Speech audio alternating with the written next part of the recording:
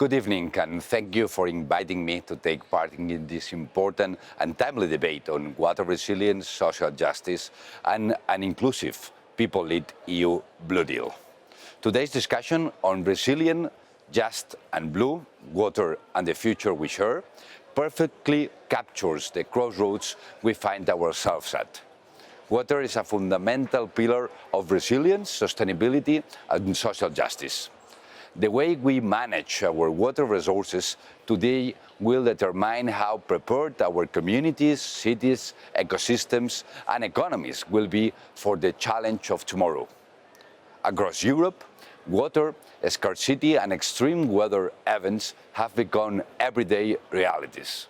Over the last 2 decades, average rainfall across various European regions has declined by more than 10%, with some Mediterranean areas experiencing even bigger reductions. At the same time, droughts are becoming more frequent and prolonged, while sudden heavy rains are triggering destructive floods that threaten lives, ecosystems, and economic stability. Rising temperatures only make this crisis worse, accelerating evaporation and further reduction water reserves in aquifers, rivers, and reservoirs. For too long, we have treated water as an unlimited resource, but this approach is no longer viable. The consequence of climate change demands a fundamental rethinking of how we manage, protect, and value our water resources. A key part of this transformation must be nature-based solutions, restoring wetlands, promoting sustainable agriculture, or enhancing urban green spaces that naturally absorb storm water. These approaches offer multiple benefits, such as improving water quality, reducing flood risks, and boosting biodiversity, while also being sustainable, cost-effective, and directly benefiting communities. Ensuring good water quality is equally crucial. As rapporteur for the revision of the EU Water Framework Directive, I am deeply concerned about the persistent gap between ambition and implementation. Europe's rivers, lakes, and groundwater bodies remain severely polluted by nitrates and pesticides from intensive farming, pharmaceutical residues, or microplastics, even contaminating our drinking water. Achieving zero pollution must be a core objective of our water policies, and not only to protect our environment, but also as a public health priority.